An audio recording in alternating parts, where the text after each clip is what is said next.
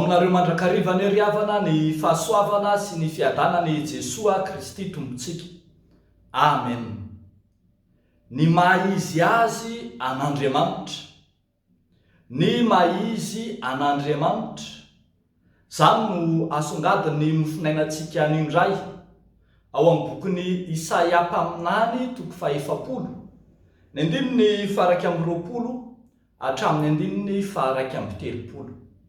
Ny maizy an'Andriamanitra, na koa ny hoe ny fizin'Andriamanitra. Manomboka eto amin'ny Isaia 70 toko 100 ity dia miditra amin'ny fanantenana vaovao ny vahoaka voafidin'Andriamanitra. Tafiditra ao amin'ny fanomboan'ny fizarana faharoa amin'ny bokin'ny Isaia ity toko 100 ity. Fizarana faharoa izay miresaka fanantenana vaovao anafahan'Andriamanitra indray ny olona izay voababo tany Babilôna. Asongadiny eto arak'izany ilay Andriamanitra hanafaka, ilay Andriamanitra amoaka ny olony any amin'ny fahababony, dia Andriamanitra lehibe sy mahatalanjona. Aseho an'ity mofinainantsika an'io ity ny maizy azy an'io Andriamanitra izay anafaka ny olona io. Reto zavatra telo reto farafahakeliny no misongadina ao amin'izany maizy azy an'Andriamanitra zany. Voalohany dia ambara fa Andriamanitra pahary hatramin'ny voalohany io. Andriamanitra pahary izy, nanao ny zavatra rehetra ary tafiditra tao amin'izay nohariny ny lanitra sy ny tany. Arak'izany Andriamanitra no nahary ny tany izay mambabo ny fireneny ka afaka mamela ny olony hivoaka amin'ny fahababona ihany koa. Mandraky kehitriny zany dia aseho fa tsy mitsahatra manao fahariana Andriamanitra, ka zany fahariana vaovao izany no fanantenana vaovao ho an'ny vahoaka jiosy izay babo tany Babilôna.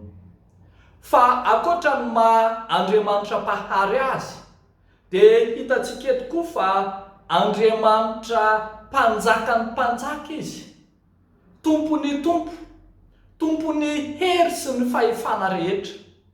Ny fahefana rehetra izay misy ety ambonin'ny tany dia fahefana nindramina, fahefana mandalo, fahefana vetivety fotsiny ihany. Fa izy Andriamanitra tsy toa kosa no tompony fahefana feno. Arak'izany aseho eto fa izay mangeja ny vahoakany dia tsy tena manam-pahefana feno akory, fa fahefana izay vo ny orona vetivety ihany zany. Koa izy lay mpanjaka ny mpanjaka, lay tompony fahefana rehetra no anafaka ny olony amin'ny fahababony, anafaka ny olony eo an-tanany izay misandoka fahefana. Ary farany asongadiny ity mofinaina ity ny maizy azy an'Andriamanitra dia Andriamanitra mpampahery izy, ketraka ny vahoaka fa nobabona any an-tanin'olona, kivy very fanantenana dia indro Andriamanitra miseho eo aminy, fa Andriamanitra tompony hery izy ka mampahery izay rehetra miandany sy miaradi aminy. Ny kely hery omena hery be, izay miandry azy dia omeny hery tsy azo visavisaina, fa hery lehibe no atafiny azy. Raha fitinina zany ny maizy azy an'Andriamanitra dia mitondra fanantenana vaovao eo amin'ny vahoakany, dia tsy inona tsy akory fa ilay maha Andriamanitra telo izay iray azy Andriamanitra. Misongadina eo ilay Andriamanitra ray pahary, efa nahary hatramin'ny taloha indrindra mahary ankehitriny ary vonina hanao fahariana vaovao eo amin'ny fiainantsika mandrakariva. Fa eo ihany koa ilay Andriamanitra mpanjaka ny mpanjaka, tsaroantsika i Jesosy Kristy mpanjaka, Jesosy Kristy tompon'ny fahefana any an-danitra sy ety an-tany, Jesosy Kristy ilay efa nilaza fa nomena azy ny fahefana rehetra. Io no iantsehatra hitondra fanafahana tany Babilôna fahizay koa. Ary tsy afa-misaraka amin'izany, ilay Andriamanitra fanahy, ilay mpampahery, ilay mampahery ny vahoakany amin'ny fotoana rehetra. Ry havako malala ao amin'ny Tompo, ianao koa ary ankehitriny tsarovy fa vonina hitondra fanantenana vaovao ho anao ilay Andriamanitra telo izay iray.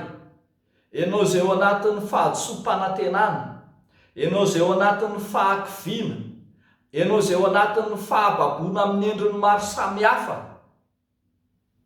vonina hiantsehatra aminao ilay Andriamanitra telo izay iray, ilay maha izy azy an'Andriamanitra feno no entiny hanafaka anao.